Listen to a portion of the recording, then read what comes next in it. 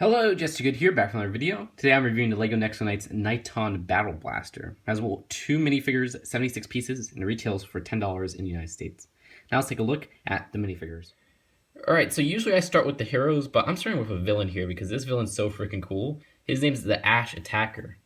He has that little bowcaster piece from the Force Awakens wave, which that's nice to see in a cheap set, and that's in that black color. And of course you just kind of push on this top part and it'll shoot the little tile out like that. But the cool part really comes with his armor, because his armor is freaking awesome. I mean, I'm not just talking about his torso and legs, which look pretty cool, but this helmet piece is so freaking cool. Look at this. It uses those little horn pieces for the little horns on the side.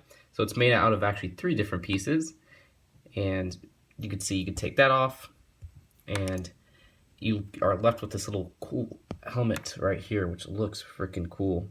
It has a really rocky kind of look to it, and really like how that came out, and it looks really cool, especially in black. Then for the rest of him, he uses that little, I think it's Shredder's kind of armor part around his neck, and he has 2 different faces, an angry looking one, and then a really angry looking one. And of course you could just see how his helmet looks with that on. You can't really see much of his mouth with the helmet, but still a really awesome looking minifigure. So here's the Royal Soldier. This guy comes in a few poly bags and then the $10 set as an identical version. The poly bags actually don't have this armor piece right here, which is a really cool part of him. And that armor piece is one that they use for the ultimate sets because it has those 4 studs on the back. And of course it doesn't have printing inside that hole, but rather it's just a hole that shows the printing on the torso. His little helmet piece is the older helmet piece that we've seen for a long time in Lego Castle, but now it's in this nice kind of blue color, and you can see his face right there. And he has 2 different face prints. They're very, like, almost identical, but their mouths are a little bit different. And then you could take that off, and you can see his torso right here, which looks kind of sweet. Has a nice kind of futuristic knight look to it. And then he has a little sword as his weapon. So here are the builds. You got the Knighton Battle Blaster and then a little treasure chest filled with ammunition. So here's a Knighton Battle Blaster, a very peculiar looking vehicle, but it works out quite well for the size of the vehicle.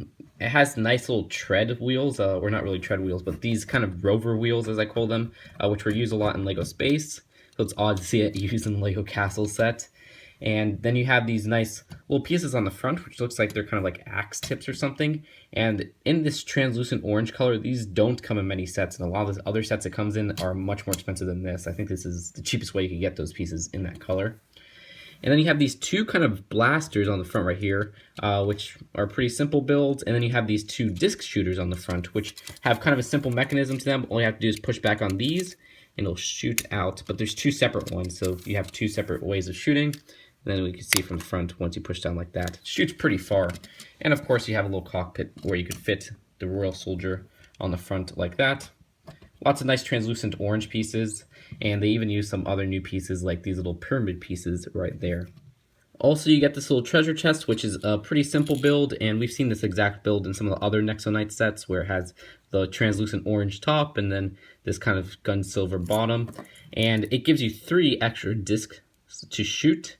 Which is kind of cool, so you get 5 altogether, and they're nice printed pieces. There's absolutely no stickers in this set whatsoever. And here's the box for this set, pretty darn small. And also you get one instruction booklet, which has some interesting ads I haven't seen in the other sets, like this one right here. So overall, I'm satisfied with this set. It didn't exceed my expectations, but it's not worse than what I thought it would be.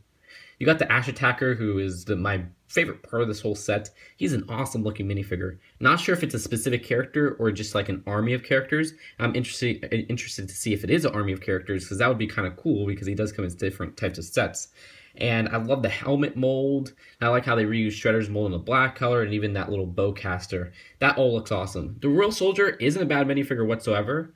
I'm just kind of sad that he also comes in another $10 set. It would have been cool if they were 2 separate kind of minifigures that are both exclusive to the set or whatever. I don't mind if they come in poly bags or whatnot.